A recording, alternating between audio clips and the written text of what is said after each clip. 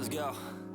Yo, I'm like an addict, do I gotta have it. I ain't even playing, got a really bad habit. If it moves, gotta grab it, fuse like a magnet. Lose, won't have it till I'm doomed in a casket. I ain't playing, got a weird mind. If you work 8 hours, I'ma work 9. If the shit tastes sour, you should taste mine. I'ma stay in power for a long time. Get up, nah, I ain't a quitter. Toss me the ball, I'm a really big hitter. Big picture, I'm a straight killer. Rising the song to... Hi, welcome. So in today's video we'll be talking about this corset Basque crop top. This is a Basque because the waist is elongated. So I have made 3 videos on corset, and each video has a different take to it, different way of drafting, and also different way of sewing. So you should check out those corset videos. And this one right here, I used a bra cup. So this helped me to dodge the hassle of trying to get the perfect bra cup on my pattern paper. So this is like a shortcut, and it's straightforward. It's really straightforward. So you don't need to like start creating like a curve, checking if it's going to settle well on your chest, on your bust, you know. So please, okay, this is going to be a first part tutorial. This is going to be a drafting tutorial. The next video will be on the sewing, and what else, okay, yeah, please give me a thumbs up, you know, click on the subscribe button down. The thumbs up, the like will help me grow my channel, like, yeah, help me grow my channel. So subscribe, like my videos, share my videos too. So let's get into drafting, then later on we'll get into sewing. All right, here are the materials I used to draft my pattern. You can see the bra cup. I made use of the bra cup, like I said. So I also used my block, my basic bodice block pattern. I always use that because my foundation block, so I just twig it to create any design, like I said in my previous videos. So I traced the front, the full front. Why for the back I traced up to the waist? Because I want a crop top. So if you don't want a crop top, you can do it your lower tummy. So I also left my that. I'm gonna put a link where you can draft yours. So here I go, tracing my front and back block pattern. My first step is to get my under bust measurement, which is 13.5 inches. I mark that out, then square out. On the armhole depth line, I marked 1/2 inch for the bra separation to separate the 2 cups, the 2 bra cups. So I marked 1/2 inch. That's from the center front inward.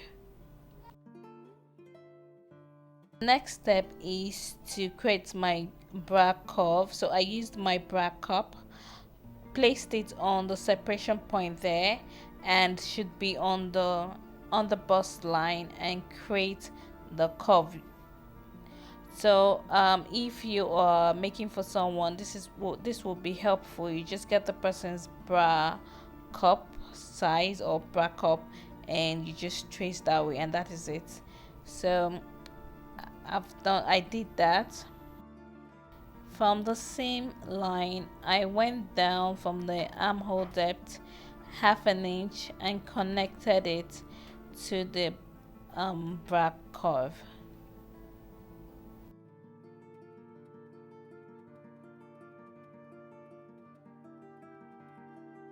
The next step was to create my dart. I marked my bust distance, that's my nipple to nipple measurement, and also at the side I went 1/2 inch on both sides. I already left my dart allowance while tracing up my pattern, so it's already there, so there's only taking that out. I also got the mid point of the bra curve. This will be useful later. It's going to help me create a channel for the bone, so it's going to be useful later.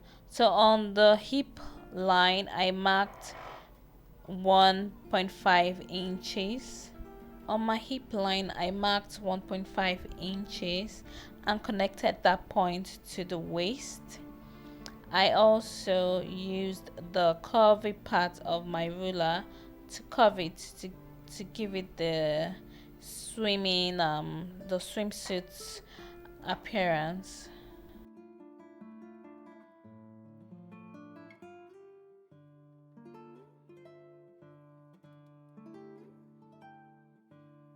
This is like the elongated part, that's the Basque. So I created my dot line all the way down to the point there, to the Basque point there. The top I got the inspiration from has this channel that is not the, has this bone channel that it's not the dot line. So in order for me to create the channel, I have to mark that point on my bra cup so I don't mix it up. On the hip line, the 1.5-inch point, I went in half an inch and connected that to the midpoint of the bra curve, just like so. So this helps to create the other channel. So I marked it out on my bra cup because that is where I'll be cutting my pattern for the bra cup, to create the bra cup. I hope you understand that, but you see what I mean later. So I am done drafting the front of the pattern, so I cut it out and labeled it and also create my grain lines. This is very important, to label your pattern, so important. So I created my grain lines.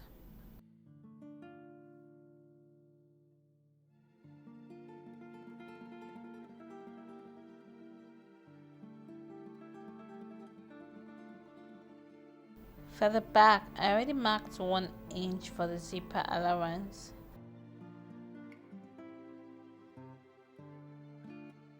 From the side, same like I did for the front, I went down half an inch.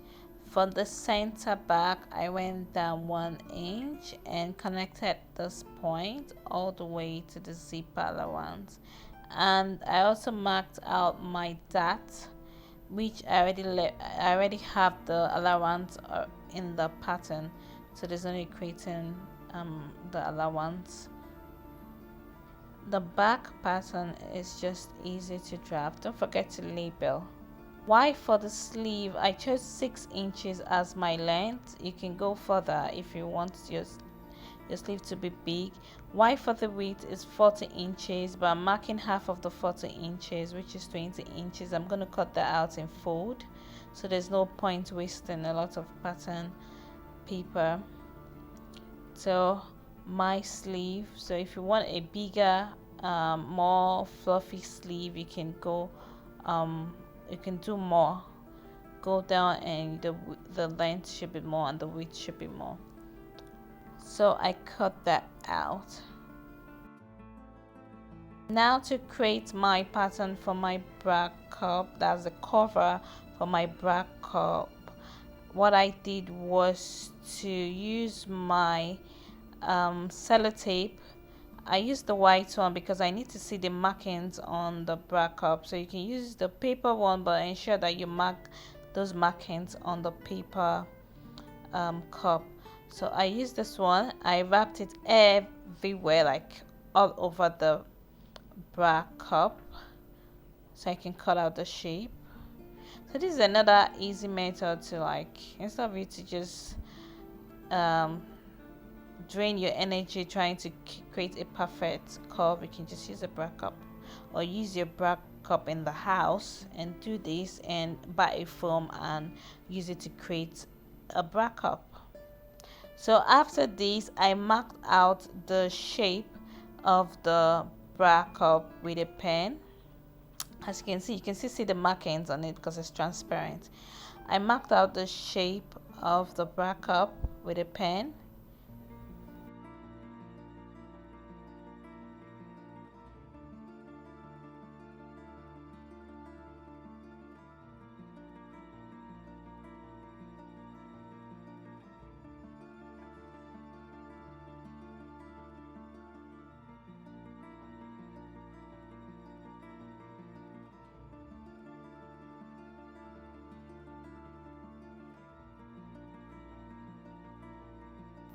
So the style for the bra cup is the three cuts, the top cut and the center cut. So I'm creating the top cut, which is 2 inches. So I'm marking 2 inches all the way on top of the bra cup. If you want to do two, you just mark on the center all the way. If you want to do two at the side, you just get the midpoint of the side. It's just so easy. So I'm just creating the line, making the line visible and put together just like so. That's 2 inches up. So now I got the midpoint of the bra cup from the center there. I marked out the midpoint. I folded it into two equally, then marked out the midpoint so I can connect it to the line, not the dot line, to the other channel for the bone, just the way the inspiration design was. So I used my baby's, my daughter's ruler. It's so flexible, so I used it to create a perfect line, just like so. You can see the dot point there. I didn't mark the dot point, I marked the channel for inserting the bone, so it looks the same as the bra cup. So now I cut out the excess of the sellotape and pull out the sellotape from the bra cup, giving my bra cup shape. So voila. So I cut it out, cut all the markings out to give the three cuts, bra cut. I don't know I don't know how they call it, but I just call it the three. You can do two, you can do three. So I labeled it. I had to stick it back together to label it so I don't mix it up. So the next thing was to stick it on my pattern paper. Yeah, because it's sticky, so it's not going anywhere. I sticked it on my pattern paper, then trace it out.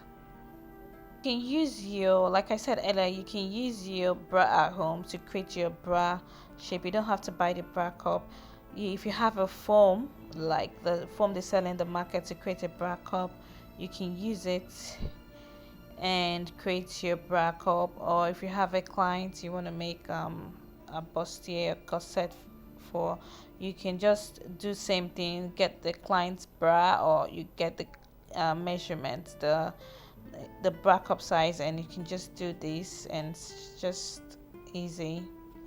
So I left a 1/4 inch as my sewing allowance. Be mindful of the sewing allowance you use. If you're using any sewing allowance, make sure you exhaust it while sewing, otherwise it's not going to look pretty, it's not going to look fine if you don't use all your sewing allowance. So I use the sewing allowance I know that I'll be able to like eyeball while sewing. For the top, there was no space to mark up my sewing allowance, so I had to cut it out, then trace it over again on a different pattern paper, and include my sewing allowance. That's the seam allowance. I keep calling it sewing allowance, seam allowance.